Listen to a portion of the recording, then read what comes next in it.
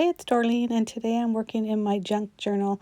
I'm going to be creating some just random circles on this page. I did get a request to do a tutorial, but basically I grabbed 3 different shades of green acrylic paints, light, medium, dark, and I'm using my fingers and I'm literally finger painting these circles. So there really is no set rule, or at least I don't follow any set rule. I'm just using my fingers and I'm just creating either full circles or partial circles, some fully formed, some just little swatches. But you'll see me, every circle has all 3 different shades of the green, but not necessarily in the same order. So some the lighter will be in the middle and the darker will be in the outside, or some the opposite. Just really adding a variety to the page, and I'm just putting them everywhere. Again, just using my fingers, and you'll see my hands later. Oh, there they go. There, all that extra paint. But it's so much fun, and again, not really following any rules, just looking at the page. And I'm going to call this a blank page. If you did look through my flip throughs, a page like this was considered a blank page, because even though there was medium on it, there wasn't any focal image or any direction to it. So that's what I'm doing here. By adding these circles, I am completing these blank pages.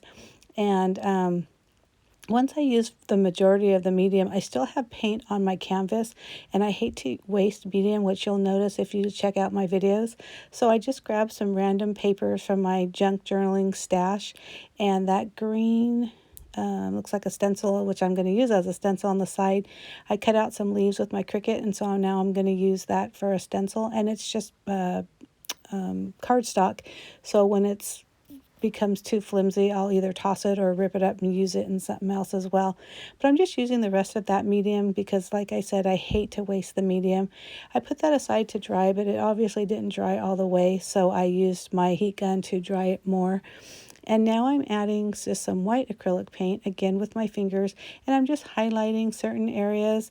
And the thing that I like about doing this portion is you can tell by the way I'm putting the white is in some portions you can tell it's more dry because you really do see the vivid white, and then in other places it's really turning into a lighter green. So you're getting a lot of variation because that paint isn't 100% dry. And again, you won't see me use my heat gun once I'm done with the white, because I don't think it's worth watching me use a heat gun to literally dry paint. I'm going to be putting some pictures that I took of some cactus blooming when I was in Tucson 2 years ago. And you saw the pictures right there.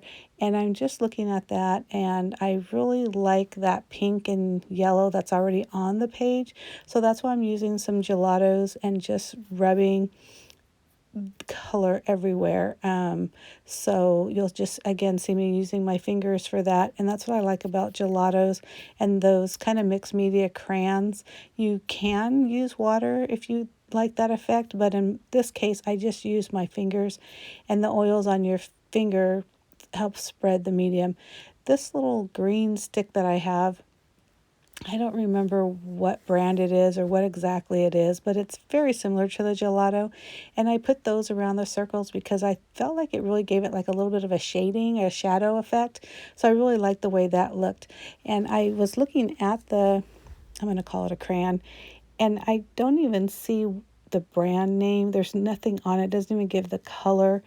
But if you are interested in that, it does say goodness on it, but I'm not really sure what that is.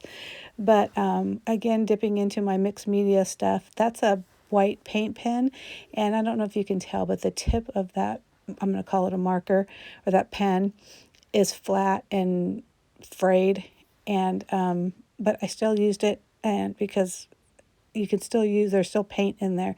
I hope you like it so far, and if you do, please give me a thumbs up. Right now I'm just I cut down those pictures because they did start off as a 4x6, but I just wanted to concentrate on the blooms of the cactus, and I'm just trying to decide where I'm placing it on this 2-page spread. I didn't want to cover up those circles in that yellow and pink color, but I did have to find a spot, and eventually I glued it down, and I just used the tacky glue because that's a pretty good glue, and even though they are photos, I wasn't too concerned about using anything that was photo safe. I just wanted to make sure they were stuck in this junk journal. I grabbed a couple of stamp sets that I've had forever, and I can't even remember the last time I actually used stamped letters, because since I've had my Cricut, I usually just cut out my letters when I'm scrapbooking or using other letters. But they're so fun, and I was so glad to pull them out.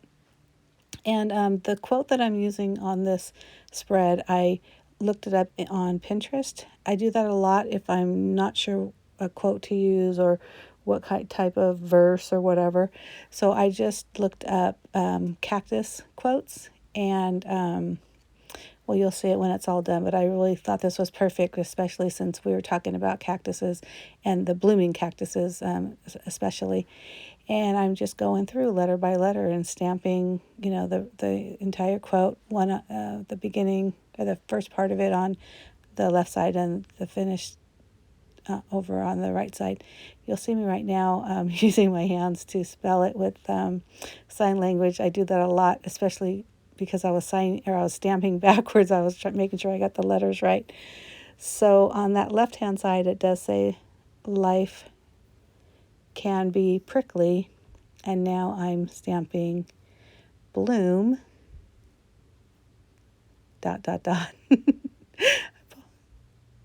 bloom any way. But don't you love that?